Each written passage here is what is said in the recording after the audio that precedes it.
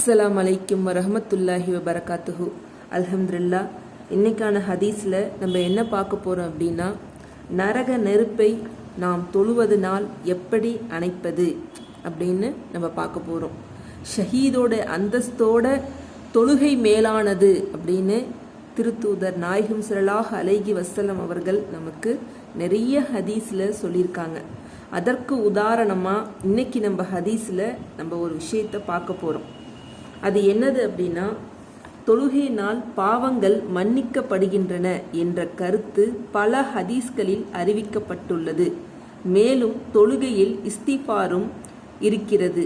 ஆகவே தொழுகையில் பாவங்களை பற்றிய மன வருத்தம் உண்டாகிவிட்டால் எல்லா வகையான சிறிய பெரிய பாவங்களும் மன்னிக்கப்பட்டுவிடும். அல்லாஹ் தனது திருமறையில் பகலில் ஒரு ஓரங்களிலும் இரவில் சில பகுதிகளிலும் தொழுகையை நிலைநிறுத்துவீராக, நிச்சயமாக நன்மைகள் பாவங்களை போக்கி விடுகின்றன என்று கூறுகிறான். சுபஹான் அல்லாஹ். அல்லாஹ் நமக்கு எப்படி சொல்லியிருக்கிறான் பாருங்க. பகல்ல 2 ஓரத்திலையும் இரவில் சில பகுதிகளிலும் நம்ம தொழுகையை தொழுகும் போது நம்மளுடைய சிறிய பெரிய பாவங்கள் மன்னிக்கப்படுது. அதோடு இல்லாமல் தொழுகையில் நம்ம இஸ்திஃபார் ஓதும் போது நம்மளுடைய எப்பேற்பட்ட பாவமும் மன்னிக்கப்படுது அப்படின்னு பல திருமறையில் அல்லாஹ் நமக்கு அறிவிச்சிருக்கிறான். திருத்தூதர் நாயகம் ஸல்லல்லாஹு அலைஹி வஸல்லம் அவர்களும் நமக்கு சொல்லியிருக்கிறாங்க. இதில் மக்களை 3 பிரிவாக அல்லாஹ் பிரிக்கிறான். இந்த இரவில் 3 பிரிவுகள் இருக்கின்றது. அதில் முதல் பிரிவினர் அந்த இரவை பாக்கியமாகவும் நன்மை பயப்பதாகவும் கருதுகிறார்கள். மக்கள் சுகமாக தூங்கும்போது இவர்கள் தொழுகை போன்ற வணக்கங்களில் ஈடுபடுகிறார்கள். அதனால் அந்த இரவு அவருக்கு நன்மையும் லாபமும் தரக்கூடிய இரவாக மாறுகிறது. 2வது பிரிவினர் ஒருத்தவங்க இருக்கிறாங்க. அவங்க எப்படி அப்படின்னா, தனிமையை சந்தர்ப்பமாக கருதி பல வகையான பாவச் செயல்களில் ஈடுபடுகிறார்கள். அவர்களுக்கு அந்த இரவு வேதனைக்குரியதாகவும் கேடாகவும் ஆகிவிடுகிறது. 3வது பிரிவினர் ஒருத்தவங்க இருக்கிறாங்க. இஷாவுக்கு பின் தூங்கி விடுகிறார்கள். ஆகவே அவர்களுக்கு எந்த நன்மையும் இல்லை, அழிவும் இல்லை, லாபமும் இல்லை, நஷ்டமும் இல்லை அப்படின்னு சொல்லியிருக்காங்க. இன்ஷா அல்லாஹ் நம்மளுடைய இந்த 3 பிரிவில் முதல் பிரிவினரை சேர்ந்தவங்களா நம்ம இருக்கணும் அப்படின்னு நம்ம அல்லாஹ்ட்ட துவா செஞ்சு அதேபடி நம்ம கடைப்பிடிச்சு தஹஜத் தொழுகிறத வழக்கமாக நம்ம வச்சுக்கணும். இரவு நேரத்தில் ஹதீஸ் படிக்கிற பழக்கத்தையும் கேட்கிற பழக்கத்தையும் நம்மளோட நிப்பாட்டாமல் நம்ம பிள்ளைகளுக்கும் சொல்லி கொடுத்து நம்ம நல்ல நிலைமைக்கு நம்ம வரணும். ஈமானை நம்ம நல்லா அறிஞ்சிக்கணும் அப்படின்னு நான் இந்த ஹதீஸில் உங்கள்கிட்ட கேட்டுக்கிறேன். இதோடு இல்லாமல் நாயகம் சொல்லியிருக்கிறாங்க, நல்ல முறையில் ஒழு செய்து எவ்வித குறையும் இன்றி அந்தந்த நேரத்தில் பயபக்தியுடன் தொழுது வருபவரை சொர்க்கத்திற்கு அனுப்ப அல்லாஹ் வாக்குறுதி அளிக்கிறான். இவ்வாறு நிறைவேற்றாதவர்களுக்கு எந்த வாக்குறுதியும் இல்லை. அவன் விரும்பினால் மன்னிப்பான், இல்லையேல் தண்டனையே கொடுப்பான். சுப்ஹான் அல்லாஹ். அல்லாஹ் எப்படி சொல்லியிருக்கிறான் பாருங்க. அலட்சியம் செய்யாமல் நம்மளோட தொழுகையை கரெக்டாக ஜமாத்தோட குறிப்பிட்ட நேரத்தில் வக்கத்து மாறாமல் நம்ம தொழுகணும். அப்படி தொழுகும்போது நான் உங்களை சொர்க்கத்துக்கு அனுப்புகிறேன் அப்படின்னு அல்லாஹ் நமக்கு வாக்குறுதி கொடுக்குறான். ஒரு உதாரணமும் சொல்லியிருக்காங்க. யாராச்சும் நமக்கு ஒரு ஹெல்ப் பண்ணாங்க, ஒரு கஷ்ட நேரத்தில் ஹெல்ப் பண்ணாங்க, உங்களுடைய பொறுப்புகளை நான் ஏற்றுக்கிறேன் அப்படின்னு சொன்னாங்கன்னா அவங்களுக்கு நம்ம அடங்கி நடப்போம் இல்லையா? அவங்க என்ன சொன்னாலும் நமக்கு ஹெல்ப் பண்ணியிருக்கிறாங்களே, நம்மளோட குடும்பத்தை பார்த்துருக்காங்களே. இப்போ ஒரு உதாரணத்துக்கு நம்ம பிள்ளைங்களுக்கு கல்யாணம் நடக்குது, பண தேவை இருக்குது, அப்படிங்கும் போது அவங்க ஹெல்ப் பண்ணாங்க அப்படின்னா வாழ்நாள் முடிகிற வரைக்கும் அந்த நன்றியை நம்ம மறக்காமல் அவங்களுக்கு நம்ம அடிப்பணிஞ்சு இருக்கிறதுக்கு ஓரளவுக்கு முயற்சி பண்ணுவோம். அதே மாதிரி இப்போ அல்லாஹ் சொல்கிறான், அதுக்கே நீங்கள் இப்படி நடந்துக்கிறீங்கன்னா உங்களை சொர்க்கத்துக்கு அனுப்புறதுக்கு நான் வாக்களிக்கிறேன். அப்போ நீங்கள் எனக்கு அடிப்பணிஞ்சு நடக்கலை அப்படின்னா யாருக்கு நஷ்டம் அப்படின்னு அல்லாஹ் கேட்குறான். நமக்கு தான் நஷ்டம். அதை நம்ம புரிஞ்சுக்கிட்டு தொழுகையை நம்ம கடைப்பிடிச்சு தொழுகணும். வக்கத்து மாறாமல் ஒழுவை கரெக்டாக நிறைவேற்றி தொழுகணும் அப்படின்னு நாயகம் ஸல்லல்லாஹு அலைஹி வஸல்லம் நமக்கு சொல்லியிருக்கிறாங்க. இன்னொரு உதாரணமாக ஒரு ஹதீஸில் நாயகம் ஸல்லல்லாஹு அலைஹி வஸல்லம் ஒரு சஹாபி கிட்ட சொன்ன ஒரு கதையை இப்போ நம்ம நாயகம் ஸல்லல்லாஹு அலைஹி வஸல்லம் அவர்களிடம் ஒரு சஹாபி குலா என்ற இனத்தை சேர்ந்த இருவர் ஒரே நேரத்தில் முஸ்லிமானார்கள். ஒருவர் மார்க்க போரில் ஷஹீதாகிவிட்டார். அடுத்தவர் ஒரு வருடத்திற்கு பிறகு மரணம் அடைந்தார். ஒரு வருடத்திற்கு பிறகு மரணம் அடைந்தவர் ஷஹீதை விட முன்னால் சொர்க்கத்தில் நுழைந்ததாக தான் கனவு கண்டதாக நாயகமிடம் வந்து சொன்னாங்க. அது பெரும் ஆச்சரியத்தை அளித்தது. இதை பற்றி நானோ வேறு யாரோ விளக்கம் கேட்டபோது நபிநாயகம் ஸல்லல்லாஹு அலைஹி வஸல்லம் அவர்கள், ஒரு வருடத்திற்கு பிறகு மரணம் அடைந்தவர் செய்த அதிகமான நன்மைகளை நீர் கவனிக்கவில்லையா? ரமலான் மாதம் முழுவதும் நோன்பு வைத்திருக்கிறார். மேலும் ஒரு வருடத்தில் 6000 ரக்காய்த்துகளும் இன்னும் எத்தனையோ ரக்காய்த்துகளும் ஷஹீதை விட அதிகமாக தொழுதிருக்கிறார் என்று பதில் கூறினார்கள். அல்ஹம்துலில்லாஹ். கேட்டுக்கோங்க, 2 பேரும் ஒரே இனத்துல இருந்து ஈமானை ஏத்துக்கிறாங்க, போரில் கலந்துக்கிறாங்க. ஒருத்தர் மரணம் அடைஞ்சிட்டாரு, இன்னொருத்தர் ஒரு வருஷம் கழிச்சு மரணம் அடைஞ்சிருக்காரு. ஷஹீதோட அந்தஸ்து அப்படிங்கிறது ரொம்ப பெரிய அந்தஸ்து. ஆனால் அவரோட பின்னாடி மரணம் அடைந்தவர் சொர்க்கத்துக்குள்ள நுழையிறார். இதை நாயகன் கிட்ட கேட்கும் போது அந்த ஒரு வருஷம் அவர் தொழுக ஒரு வருஷத்துக்கு 6960 ரக்காய்த்துகள் வெறும் ஃபரலும் வித்ருவாஜு மட்டுமே.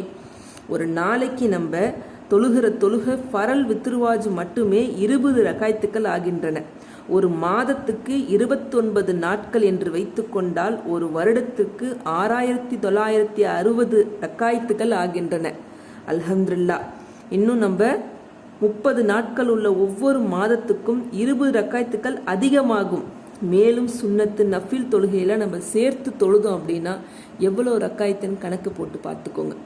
அப்ப இவ்வளோ தொழுகையை முன்னால் மரணம் அடைந்தவரை விட இவர் தொழுதிருக்கிறார் என்பதற்காக அல்லாஹ் முதல் சொர்க்கவாசியாக ஆக்கி வைக்கிறான். பாருங்க, தொழுகை நம்மள நரகத்தை விட்டு சொர்க்கத்துக்கு முதல் ஆளா நம்மள இழுத்துட்டு போகுது அப்படிங்கிறத நம்ம எல்லோரும் இதுல புரிஞ்சுக்கணும். இதை புரிஞ்சுக்கிட்டு தொழுகையை வக்கத்து மாறாம நம்ம தொழுகை கத்துக்கணும். இன்னொரு கதையில ஹதீஸ்ல நாயகம் வந்து சொல்லியிருக்கிறாங்க. இப்ப நான் அந்த கதையும் உங்ககிட்ட நான் சொல்றேன், அதையும் நீங்க கேளுங்க. ஒரு சஹாபி கூறுகிறார், நாங்கள் கைஃபர் யுத்தத்தில் வெற்றி பெற்றோம். அப்பொழுது சஹாபாக்கள் தங்களுடைய கனிமத் பொருள்களை எடுத்து கொண்டார்கள். அதில் பல வகையான பொருள்களும் இருந்தன, கைதிகளும் இருந்தார்கள்.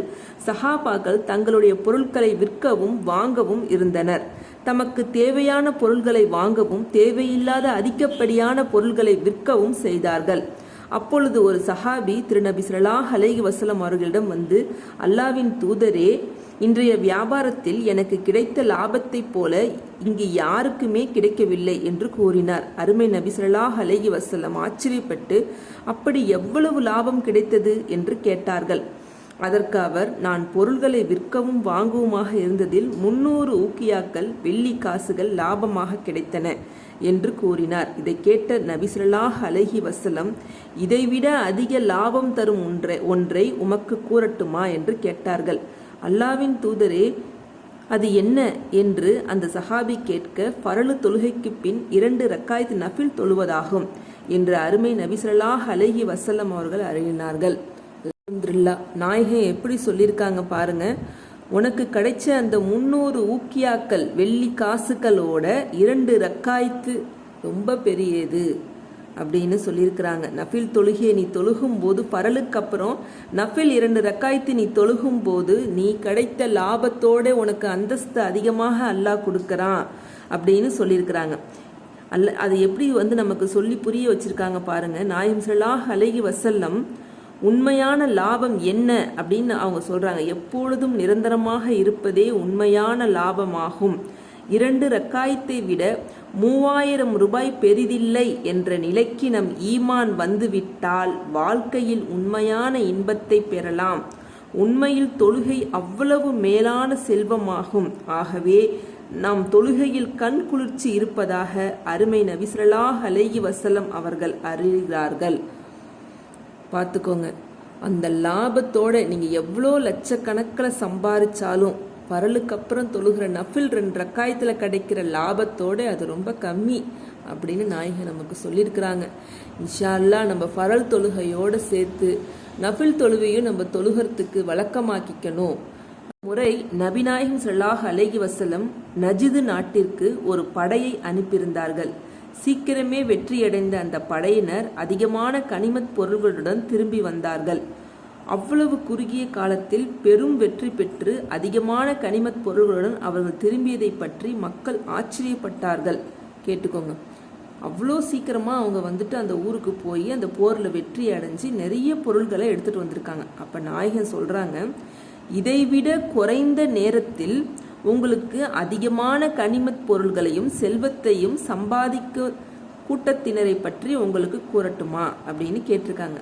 அது என்ன அப்படின்னு அவங்க கேட்கும்போது, ஃபஜ்ர் தொழுகையை ஜமாத்துடன் தொழுத பின் சூரியன் உதயம் வரை அதே நேரத்தில் இருந்துவிட்டு பின்னர் மஹ்ரூஹான நேரம் 20 நிமிடங்கள் கழித்து 2 ரக்காயத் இஷ்ராக் நஃபில் தொழுபவர்கள் மிக குறைந்த நேரத்தில் அதிகமான செல்வத்தை சம்பாதிப்பார்கள் என்று கூறினார்கள். சுபஹானல்லாஹ். கேட்டுக்கோங்க, நம்ம ஃபஜ்ர் தொழுதுட்டு 20 நிமிடம் கழித்து அதே இடத்துல இஷ்ராக் நஃபில் தொழுபவர்கள் 2 ரக்காயத் தொழுதிங்க அப்படின்னா குறைந்த நேரத்தில் அதிகமான செல்வத்தை சம்பாதிப்பார்கள் அப்படின்னு நாயகமே நமக்கு அறிவிச்சிருக்காங்க.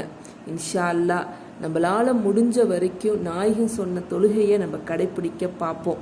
உடனே எல்லாத்தையும் நம்மளால கடைப்பிடிக்க முடியாது, அது இயலாத ஒரு விஷயம்னு எனக்கும் தெரியும். ஆனால் ஒன்றா காலை நேரம் அப்படிங்கிறது நமக்கு கொஞ்சம் ஃப்ரீயாக இருக்கும்.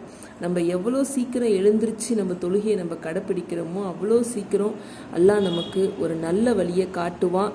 நம்ம தொழுகிறதுக்கான சந்தர்ப்ப சூழ்நிலையை அல்லாஹ் நமக்கு அமைச்சு கொடுப்பான். அல்ஹம்துலில்லாஹ். இன்னைக்கு சொன்ன ஹதீஸ் உங்களுக்கு பிடிச்சிருக்குன்னு நினைக்கிறேன். எனக்கும் நீங்கள் துவா செய்யுங்க. இன்ஷா அல்லாஹ் நானும் உங்களுக்காக துவா செய்கிறேன். அஸ்ஸலாமு அலைக்கும் வரஹ்மத்துல்லாஹி வபரகாத்துஹு.